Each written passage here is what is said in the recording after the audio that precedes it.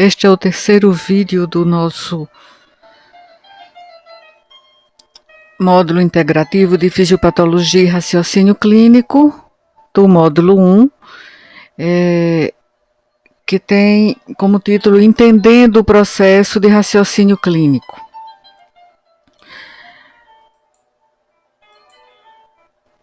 Havíamos pausado nossa apresentação aqui na abordagem sindrômica, com o exemplo da síndrome de insuficiência cardíaca congestiva.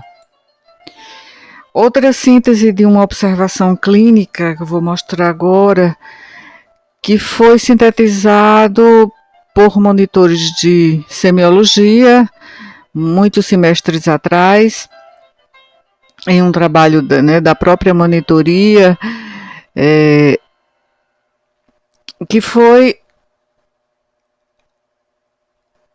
este relato de uma paciente internada no nosso hospital, que era uma jovem de 24 anos, sexo feminino, agricultora, aqui do litoral paraibano, com edema generalizado, que era a sua queixa principal, há 2 semanas. De início apenas era um edema facial, também havia queixa de que ela se apresentava pálida, com a urina escura, cor de Coca-Cola e em pequeno volume, além de dor articular nas mãos e tonturas. E também tinha um antecedente de banhos de rio em zona litorânea na sua infância. Ao exame, só um momentinho aqui.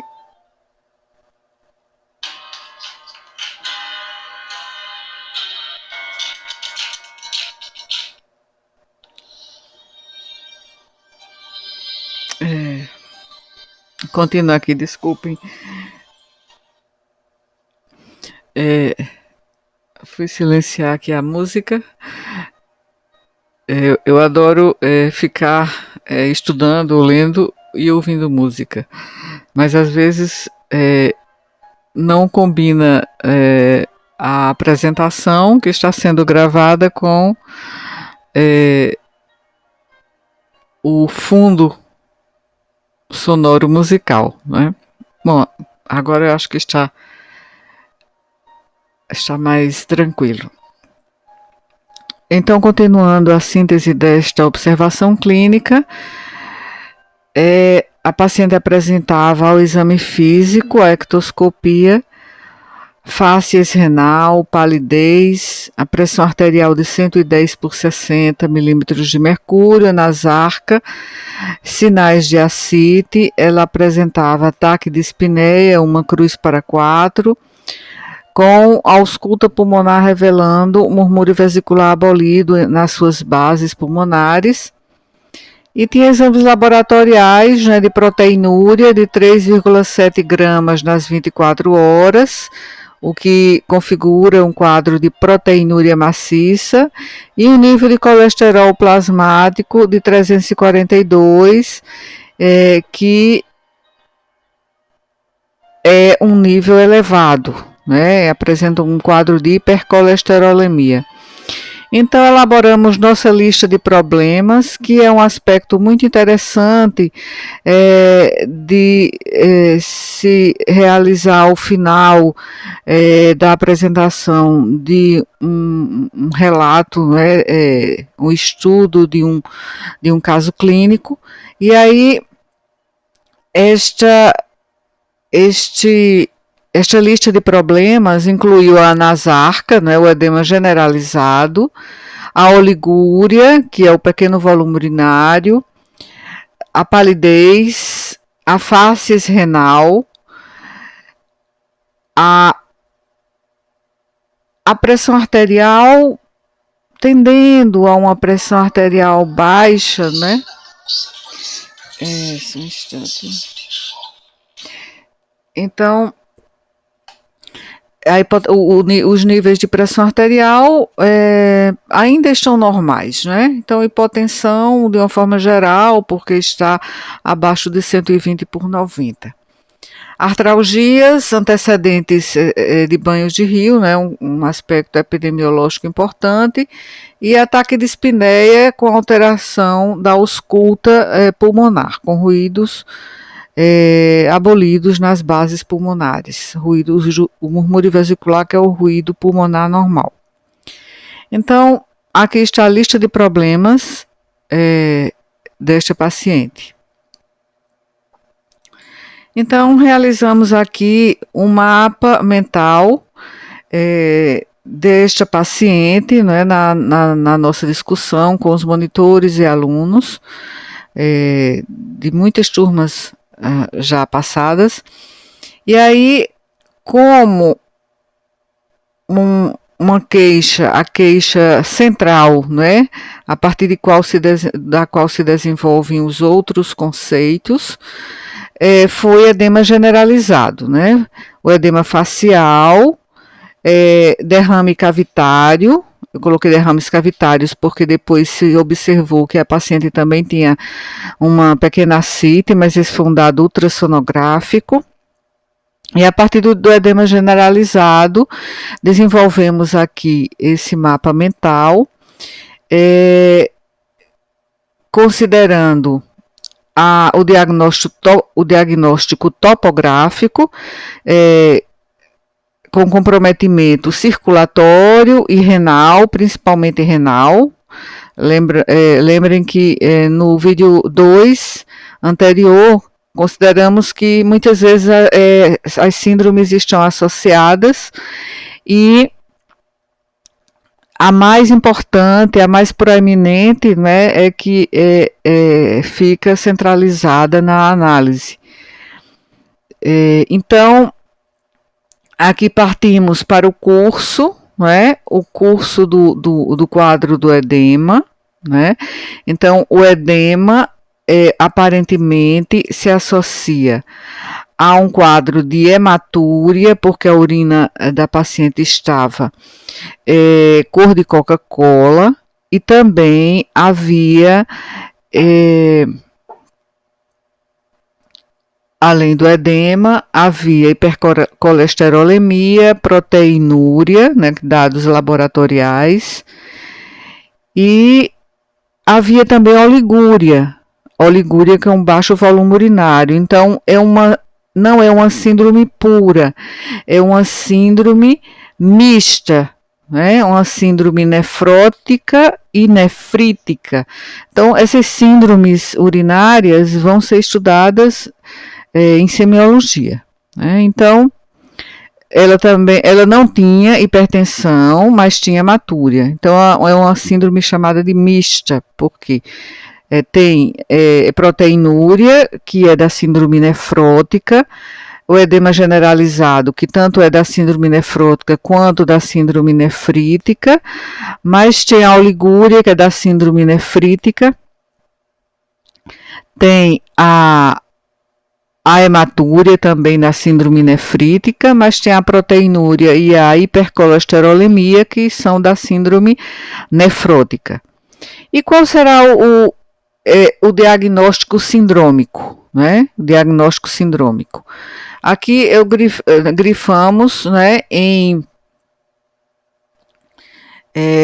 aqui rachurado em rosa, as manifestações de maior peso, né, na nossa análise. Então, a proteinúria maciça, maior do que 3,5 gramas nas 24 horas, é um achado muito importante para o diagnóstico sindrômico. Então, as síndromes aqui indicadas, né, na nossa discussão com os alunos e 2 monitores foram síndrome nefrótica, que é a associação de edema generalizado, proteinúria maciça e hipercolesterolemia. Né? Há um outro componente da síndrome: edema generalizado, proteinúria maciça, hipoalbuminemia e hipercolesterolemia. Agora, é uma síndrome nefrótica mista, né, porque tem componentes como hematúria e oligúria, que são da síndrome nefrítica. Insuficiência circulatória, a paciente ela apresenta uma palidez, um quadro de palidez, uma diminuição do volume urinário, que pode ser um efeito, não é, circulatório, em que a paciente apresenta, embora ela apresente uma retenção hidrossalina, pela estimulação do sistema renina-angiotensina-aldosterona, mas ela pode apresentar um volume, um fluxo plasmático renal diminuído, né? Por quê? Porque ela tem um pequeno volume, né, intravascular. Todo o seu, a maior parte do líquido da retenção hidrossalina está no terceiro espaço, né, está no derrame pleural, no derrame peritoneal e também no subcutâneo. Tá? E outro diagnóstico sindrômico é a insuficiência renal, provavelmente uma insuficiência renal associada a um quadro, né, de doença renal. Então, aqui partiríamos para o diagnóstico etiológico. Qual é o diagnóstico etiológico? Então, poderia ser, pensa-se inicialmente em uma glomerulopatia. Em virtude da idade da paciente, a gente pensa numa glomerulopatia idiopática ou numa glomerulopatia secundária. Então, secundária, a gente vai pensar agora epidemiologicamente. Por que secundária? Porque ela tem antecedentes de banhos de rios na região litorânea, né, aqui da Paraíba, que é uma região onde há uma endemia, né, para esquistossomose, e a esquistossomose pode causar síndrome nefrótica secundária. Hemotransfusões, não há relato de hemotransfusões, também não há relato, a história foi muito sucinta, de promiscuidade sexual, e esses dois fatores estariam associados também a uma síndrome nefrótica secundária, porque a síndrome nefrótica secundária pode se associar etiologicamente a síndrome nefrótica, é o diagnóstico sindrômico, mas etiologicamente pode se associar a um quadro de glomerulopatia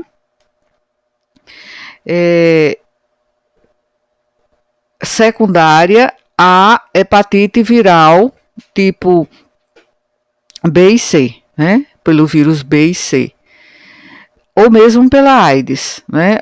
Uso de drogas, também não havia uso de drogas. Em vermelho aqui estão os dados ausentes na história da paciente, e aqui em preto são os dados presentes. Diabetes também não havia. Uso de drogas justamente também pela epidemiologia voltada para hepatites B e C, que podem levar a síndrome nefrótica secundária. O diabetes também pode levar a um quadro de nefropatia crônica, nefropatia diabética, que se manifesta como síndrome nefrótica também. Uso de metais pesados, que levaria também à síndrome nefrótica secundária, ou então antecedente de doenças do colágeno.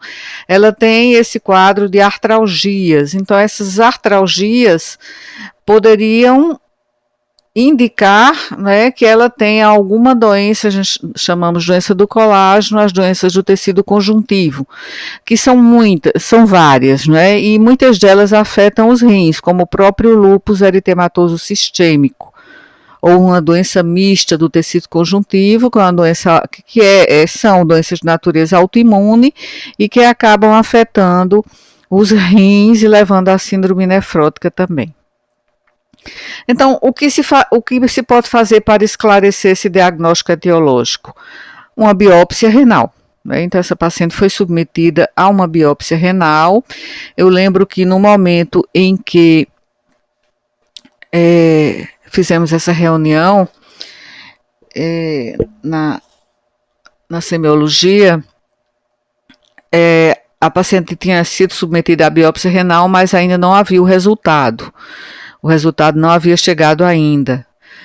E aqui são as manifestações que já foram mencionadas, né? A paciente tem uma proteinúria, provavelmente porque ela tem um aumento da permeabilidade da membrana basal glomerular, com perda, né, de albumina, principalmente, e essa proteinúria é maciça, o que leva a uma hipoalbuminemia, diminuindo a pressão oncótica, né, plasmática, o que leva à transudação para o intestício, né, devido justamente à questão do desequilíbrio de pressões.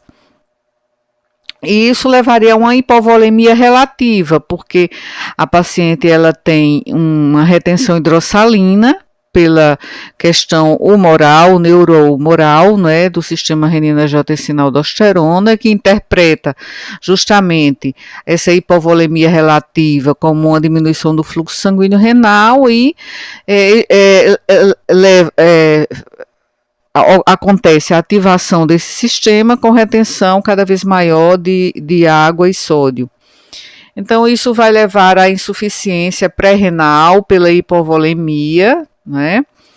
Pela diminuição do fluxo sanguíneo renal, vai levar à azotemia, que é a retenção de escórias nitrogenadas, a desnutrição, porque a paciente está perdendo maciçamente a albumina, edema pulmonar, porque há uma diminuição da pressão oncótica capilar pulmonar também, com extravasamento de líquido para o intestício e também para o espaço pleural. Infecções, porque a paciente apresenta também perda de proteínas como gama-globulinas, né? E aí pode ter uma diminuição da sua imunidade e também porque essa paciente, logo no início, mesmo antes da chegada da biópsia renal, muitas vezes é submetida a um tratamento imunossupressor. Tromboembolismo porque é uma paciente que tem um edema generalizado e esse edema leva à imobilidade e muitas vezes se associa também a uma hiperviscosidade no sentido, né, de que pode o quadro levar a uma trombose da veia renal, né? A aterosclerose, mas é uma aterosclerose que, assim, devido à pequena duração da evolução, né, mas como, na verdade, é uma hipercolesterolemia, não é? Se mantiver esse quadro por muito tempo, também vai levar a um processo aterosclerótico precoce, né, já que a paciente tem 24 anos. Tá? Então, aqui é um mapa mental. Sim, uma coisa algo importante aqui que eu acabei não falando, falei de diagnóstico fisiopatológico, topográfico, sindrômico, né? E etiológico. Etiológico não vamos nos aprofundar, não é porque ainda não é o momento. E também é sempre importante pensar no diagnóstico diferencial. Se nós pensamos em uma glomerulopatia, ou primária ou secundária, então é preciso pensar no diagnóstico diferencial. Será que esse edema, esse quadro, não seria associado a uma insuficiência cardíaca congestiva, que também leva a edema generalizado, muitas vezes, a derrames cavitários, a oligúria, a hipotensão e a palidez, né? Então, mas a paciente tinha outros sintomas, outros dados, né, inclusive laboratoriais, sugerindo que o problema é um problema renal, né? A proteinúria maciça, a hematúria macroscópica, né? E aí aqui está o mapa, que a gente pode chamar também mapa de problemas, mapa mental, que é um dos tipos de mapas cognitivos, né? É bem parecido com o mapa conceitual, mas tem as suas diferenças.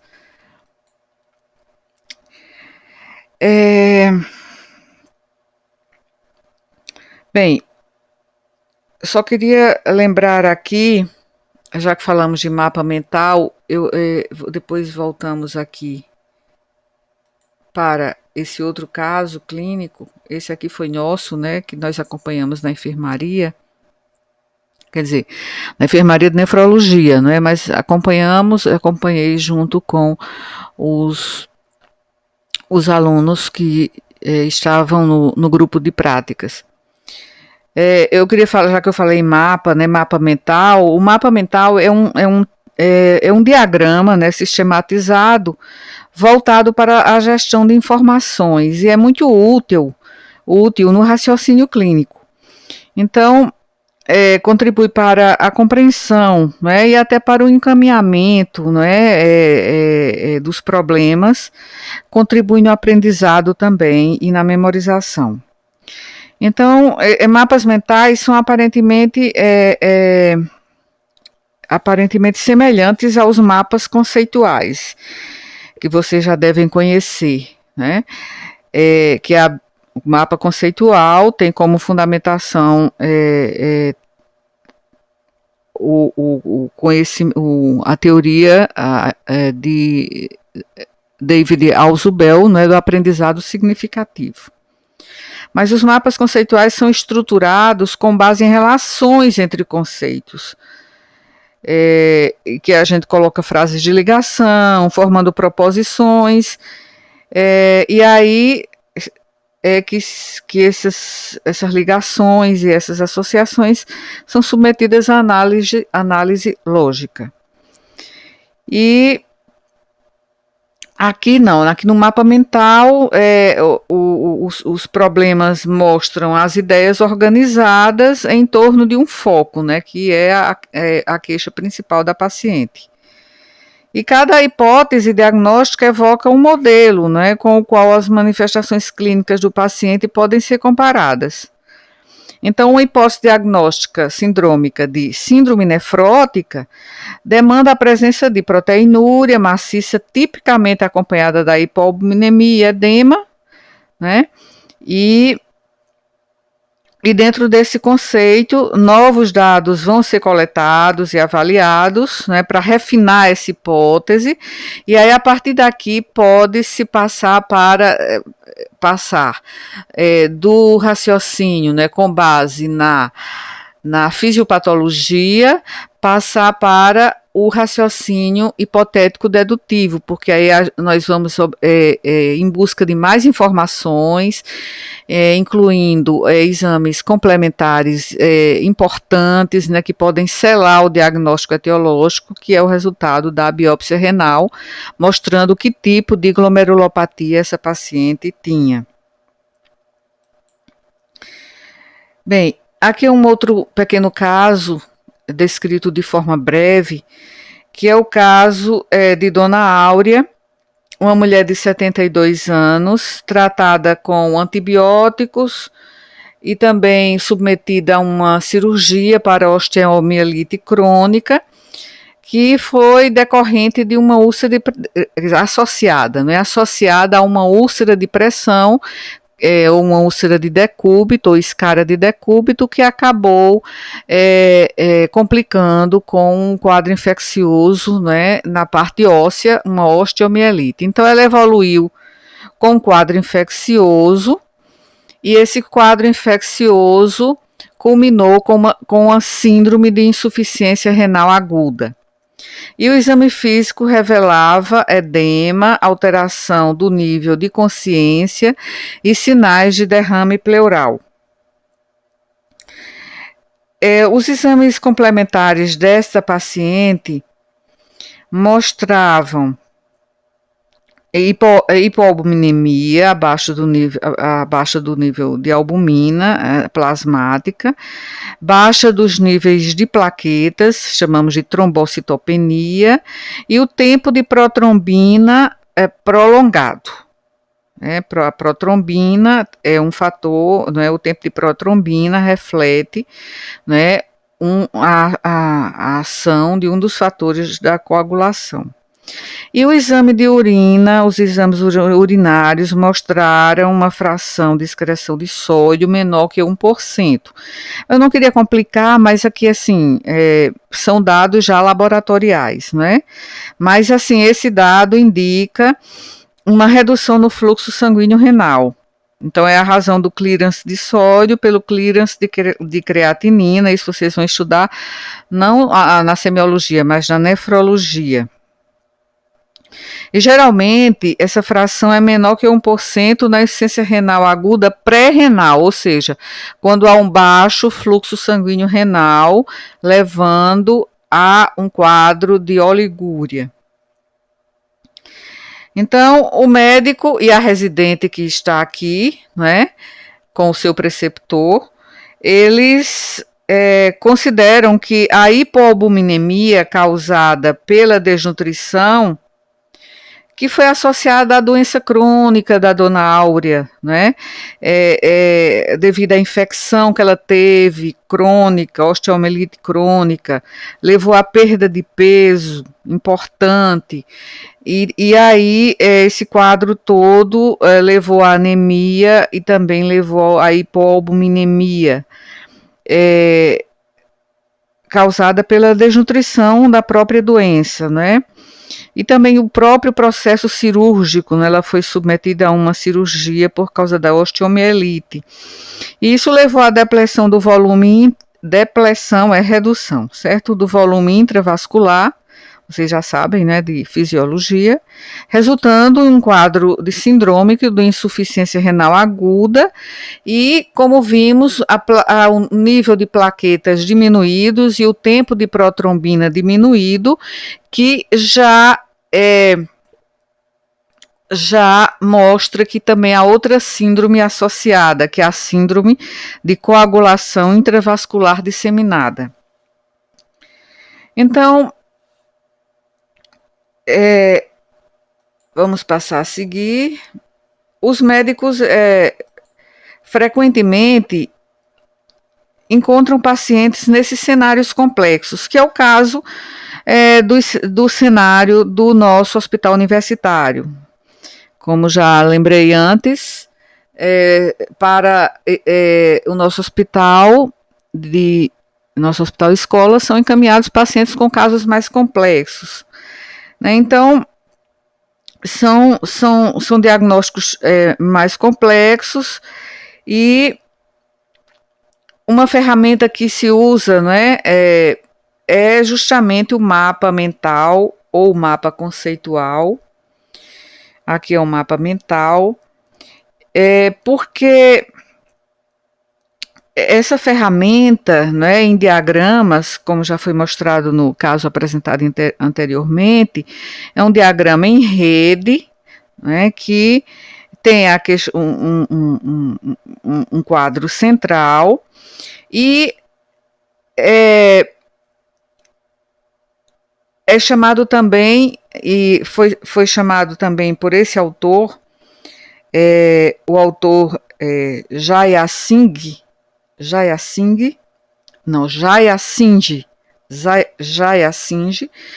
ele chamou de mapa de raciocínio clínico. Na verdade, é um mapa mental, que é um mapa cognitivo, mas ele chamou de, recentemente, em 2016, ele publicou um trabalho chamando de mapa de raciocínio clínico, E já em 2002, Ferran já tinha mostrado a importância do uso de mapas mentais, mapas cognitivos para o desenvolvimento do raciocínio clínico.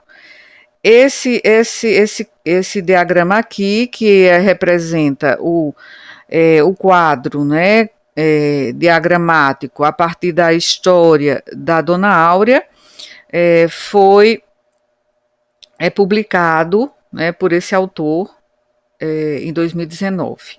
Então, a partir da osteomielite, né, e a partir do quadro do inicial, essa paciente, por ficar acamada muito tempo, ela acabou com uma úlcera de pressão, e aí a úlcera de pressão acabou levando à osteomielite.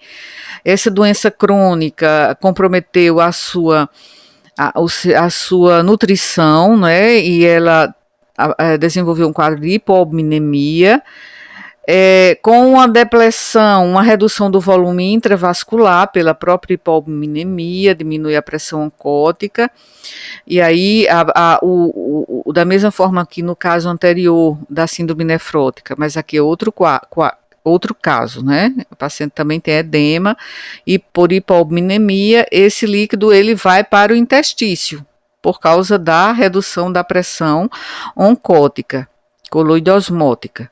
E aí vai haver uma redução do fluxo sanguíneo renal com uma digamos assim, uma insuficiência renal aguda de natureza pré-renal.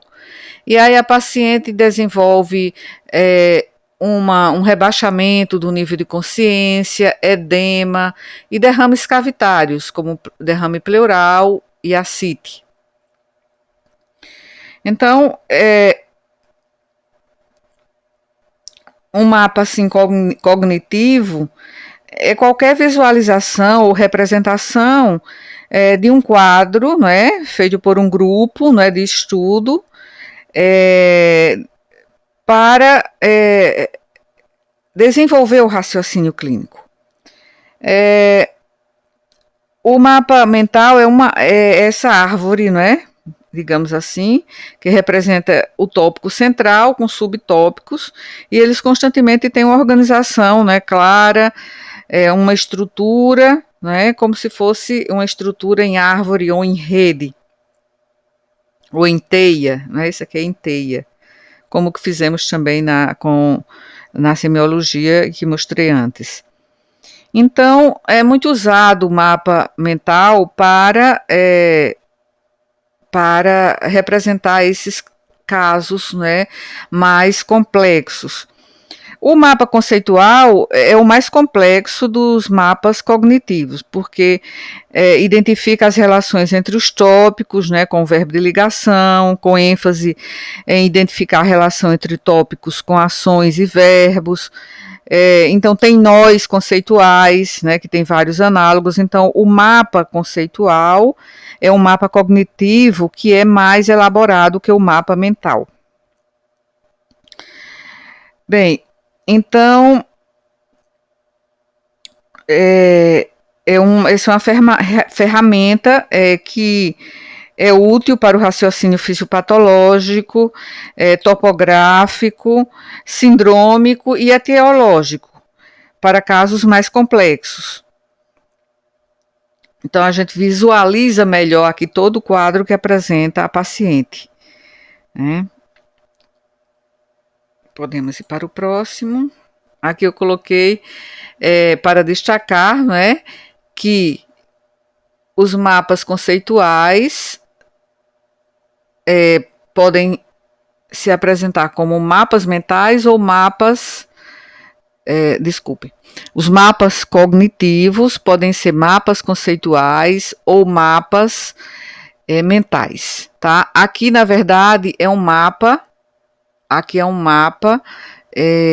mental, né? Porque o cognitivo, o mapa conceitual, ele é mais bem elaborado. Bom, aqui se apresenta de forma diagramática também um mapa chamado fisiopatológico, né?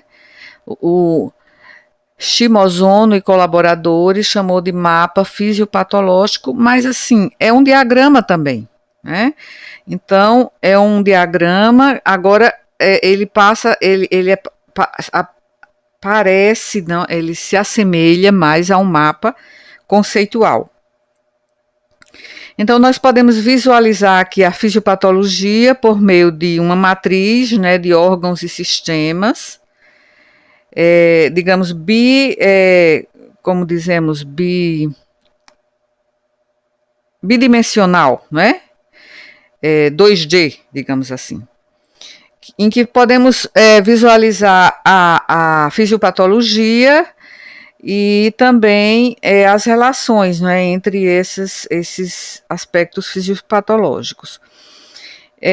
De acordo com os princípios, né, de medicina interna, de Harrison, a medicina interna ela consiste em várias disciplinas, né, como a neurologia, a cardiologia, a pneumologia, gastroenterologia, nefrologia, endocrinologia, metabolismo, oncologia, hematologia, reumatologia, doenças, infectologia.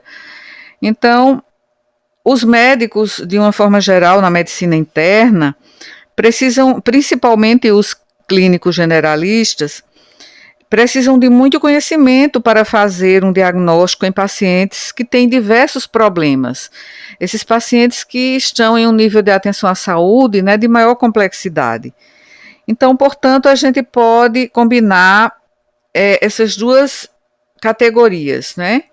Aqui uma categoria de variáveis, né, fisiopatológicas, e aqui desenhados, né, estão ilustrações que representam a questão topográfica. Então, fisiopatológica aqui e topográfica aqui do outro lado. Por isso chamei de 2D, né, duas dimensões. Então, aqui podemos considerar se a hipoalbuminemia da paciente, aqui a hipoalbuminemia, que faz parte aqui do sistema metabólico, né? Metabólico, deveria haver aqui uma setinha, pode ser resultado de uma dessas disfunções orgânicas. Poderia ser uma disfunção aqui no fígado? Poderia ser cirrose. A cirrose levando a um comprometimento da função hepática, e a função hepática comprometida levaria ao déficit de produção de albumina e também de protrombina, né, que é um dos fatores da coagulação produzidos no fígado. Poderia ser? Poderia. Né? Poderia ser associado ao intestino, que não foi representado aqui, ao trato gastrointestinal, também poderia, porque a paciente não tem manifestações clínicas para isso. Ela deveria ter, por exemplo, uma diarreia crônica, não é? Uma enteropatia perdedora de proteínas, mas assim, a paciente não tem essa manifestação. Mas se tivesse, teria sido colocado aqui. Ela pode ter um comprometimento renal? Sim. A gente observa aqui que há um comprometimento renal, então topograficamente aqui, né? E aqui nós temos também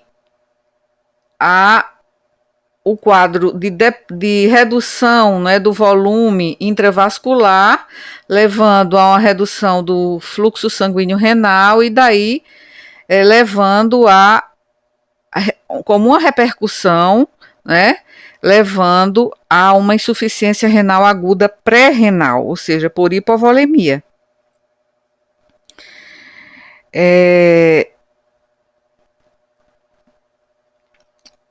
Bem, então podemos assim mapear sintomas e sinais anormais nos órgãos e sistemas mais prováveis, né, e visualizar essa lista de problemas de uma maneira mais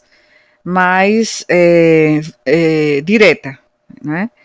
E no caso de podermos associar sintomas e sinais de maneira imprecisa, essa abordagem faz com que percebamos em que ponto nós cometemos erros, né? Visualizando a conexão entre os sinais e sintomas anormais. Claro, sinais e sintomas são anormais, né, geralmente em semiologia. As anormalidades, né, clínicas, e nos ajuda a alcançar um entendimento tanto fisiopatológico quanto topográfico. E aqui foi chamado de mapa fisiopatológico por Shimozono, né?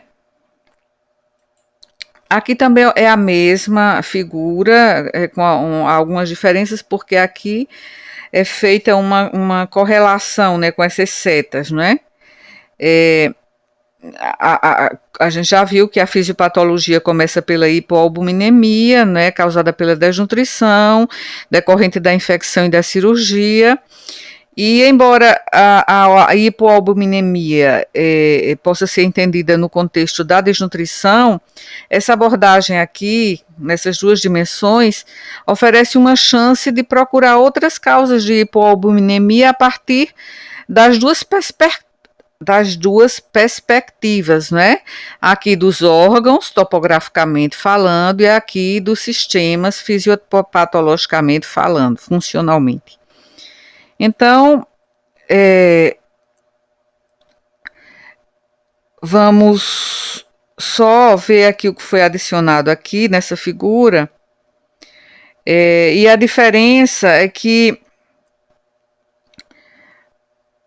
a gente observa aqui as ligações, né? Porque essas ligações com essas setas se dirigindo, né? Por exemplo, do quadro aqui de hipoalbuminemia também, levando a um quadro de ascite, né? De ascite, e como a paciente ela poderia ter também um comprometimento hepático, também esse mapa fisiopatológico, que é um mapa conceitual, nos faz também pensar e não deixar passar despercebido essa possibilidade. Né? Aqui a diferença é porque as setas, né, estão interligando as manifestações clínicas com a fisiopatologia e a topografia.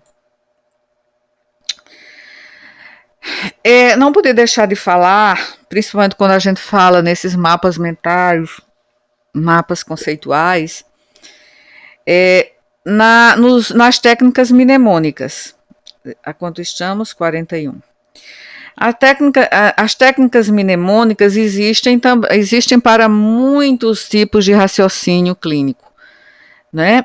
E para o estudo do raciocínio clínico, no sentido do desenvolvimento, né, dessa habilidade, temos várias técnicas mnemônicas, como a Vindicate, né? A Vindicate, como é em inglês, a gente chama Vindicate, né?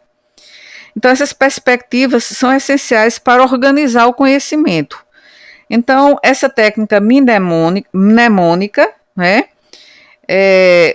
combina as abordagens tanto anatômica quanto fisiopatológica e sistêmica também. E fornece 9 etiologias potenciais a partir das quais podemos escolher para criar um diagnóstico diferencial mais abrangente.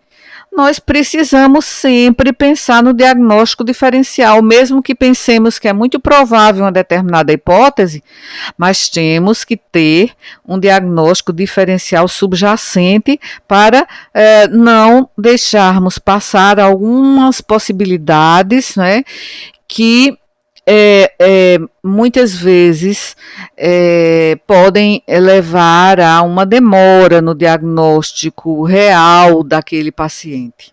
E muitas vezes podem terminar em um êxito letal, né? Como é o caso daquele exemplo que coloquei no fórum, para vocês discutirem no fórum do módulo 1. Mnemônicos são usados, né, na medicina há muitos anos, né, e facilita, né, o nosso raciocínio. Então, e ajuda a criar um diagnóstico diferencial plausível. Então, levando para esse quadro aqui, vamos lembrar aqui o que significa cada uma das letras, né? Porque nem sempre nós vemos uma correlação entre a hipótese anatômica topográfica, né, e a etiologia, ou mesmo entre a fisiopatologia e a etiologia, né? Então, Esse raciocínio aqui, ele enfatiza os processos fisiopatológicos, como, por exemplo, esses que estão colocados aqui. E ajuda nos ajuda a formular uma possível lista de diagnósticos. Bem, este mnemônico aqui, vindicate, né? Vindicar em inglês significa justificar com provas, né? E aí as letrinhas foram usadas para formar esse mnemônico aqui.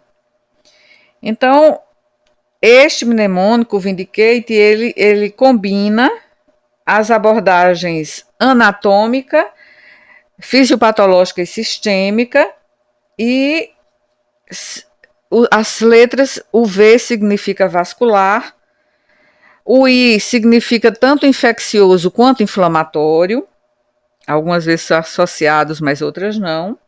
Mas o I é infeccioso e inflamatório, embora não esteja aqui. N, neoplásico.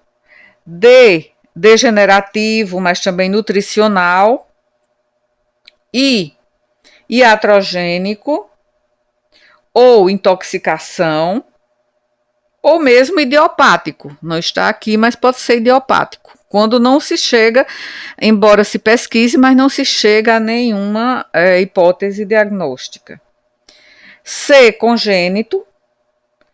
A, autoimune, mas também pode ser alérgico. T, traumático, né, de traumatismo. E E, de endócrino metabólico. Então, observem agora como a abordagem mnemônica vindicate funciona e a gente pode também aplicar este mnemônico nos relatos de caso que já apresentamos. Por exemplo,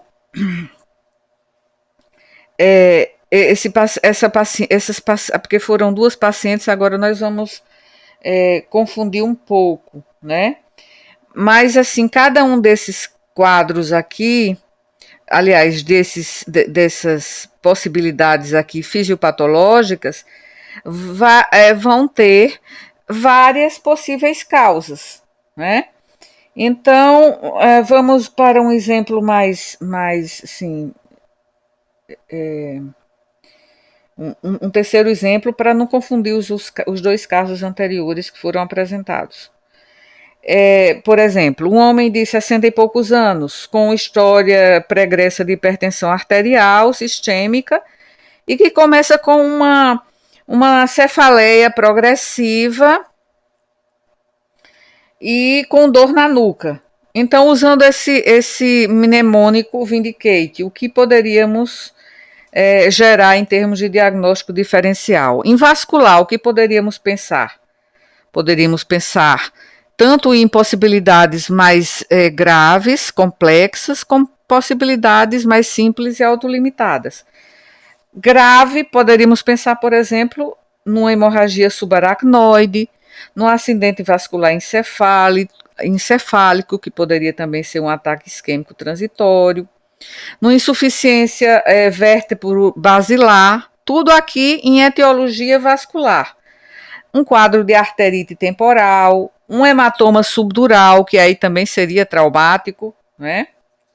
Inflamatório infeccioso, poderia ser meningite, né? Infecciosa, viral ou bacteriana, ou fúngica, ou micobacteriana, abscesso cerebral, e poderia ser algo bem simples, como uma sinusite.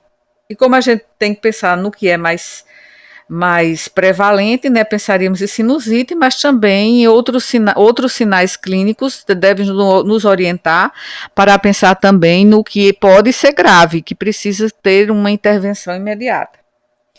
De neoplásico, aqui nessa cefaleia desse homem de 60 e poucos anos, poderíamos pensar que neoplásico, que alguns também colocam aqui, porque dizem que nesse mnemônico aqui faltou neurológico e psiquiátrico. E aí muitos colocam neoplásico barra neurológico, e aí por associação psiquiátrico. Poderia ser um tumor cerebral, poderia ser um quadro de enxaqueca, poderia ser um quadro de cefaleia tensional, né, que é o mais simples e mais frequente. Poderia ser uma reação de ansiedade, né? Poderia ser um quadro de somatização, se a gente colocasse aqui neurológico e psiquiátrico. Poderia ser um ataque de pânico. Em degenerativo, poderia ser um quadro que é associado ao próprio envelhecimento, né, ao desgaste. Poderia ser associada com a osteoartrose cervical. No iatrogênico e idiopático, intoxicação, poderíamos pensar no consumo de drogas, né? Poderíamos pensar numa síndrome de abstinência, né, de álcool ou de outras drogas, ou então a causa iatrogênica, um medicamento que o paciente esteja usando, causando esse quadro de dor de cefaleia. Autoimune, pensaríamos em doenças que vocês ainda não conheçam, talvez, né? Por exemplo, lúpus, né? Levando a um quadro de cerebrite lúpica, já vimos alguns casos lá no HU, no nosso hospital universitário. Espondilite anquilosante, né? Que também é uma doença que afeta, né, a coluna. No traumático, poderia ser o paciente sofreu uma queda, né? Os idosos sofrem quedas frequentemente, se bem que ele é um idoso jovem, né? 62, 63 anos, é um idoso jovem, mas pode ter sofrido um traumatismo. E também endócrino metabólico poderia ser um quadro de hipercalcemia, um feocromocitoma, uma síndrome carcinoide, que também são quadros etiológicos, e a gente não vai enfocar muito a etiologia em virtude, né, da fase do curso que vocês ainda se encontram, né? Seguindo, veja que tem outros mnemônicos, já inventaram outros porque faltavam alguns itens. Aí aqui tem esse outro mnemônico, estamos a quanto? Estamos a 52 minutos. Esse outro aqui, vitaminas A, B, C, D, E, K. Mas, na verdade, vitaminas aqui não tem nada a ver com vitaminas, é só o mnemônico.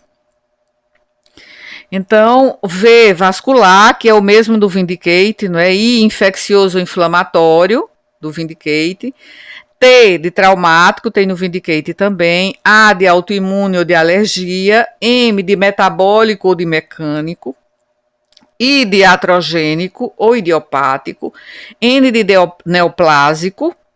S, de social, né? Então, esse mnemônico aqui é muito mais completo, não é? Pode ser uma causa psicossocial levando a um estresse emocional, e uma crise de ajustamento, né, psicossocial, levando a cefaleia tensional.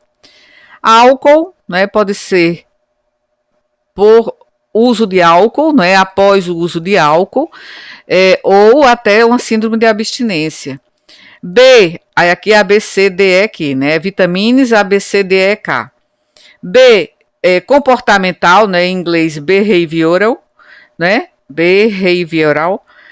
Comportamental, né, pode ser algum problema associado ao comportamento, que aí seria um quadro, não é, psíquico. Congênito também, que tem no outro mnemônico, degenerativo ou drogas, estaria no D, também tem no outro mnemônico. Endócrino, aqui está separado de metabólico, né, e a questão genética aqui, cariotipo. Como estamos já avançados, né, 53 minutos, para não deixarmos esse próximo caso clínico, para a gente aplicar o Vindicate nesse caso clínico, e ver como muitas vezes, se deixarmos de considerar essa possibilidade, algumas possibilidades, podemos deixar passar despercebidos muitas hipóteses importantes. Então, nós vamos suspender, pausar agora esta apresentação e continuamos no vídeo 4. Acabo me estendendo cada vez mais, porque, na realidade, começamos a desdobrar, né, a teoria sobre raciocínio clínico, e é tão abrangente, tão amplo, né, e tão, assim, instigante, que eu pensei que seria um vídeo, e aqui já estamos no terceiro vídeo, indo para o quarto vídeo, né. E como não havíamos tido antes um curso, né, optativo de raciocínio clínico, então acabamos, ao buscar referências, encontramos muitas referências em inglês e as referências em português, assim, encontrei muitas limitadas, né? Então, por isso que resolvi fazer essas apresentações, e como estamos neste semestre excepcional, estou gravando estes vídeos, e depois vocês podem assistir, né, quando tiverem disponibilidade de tempo, para ajudar, né, na apresentação dos casos clínicos e na discussão, né, que teremos a partir do quarto módulo do nosso curso. Então, até logo, e obrigada pela atenção.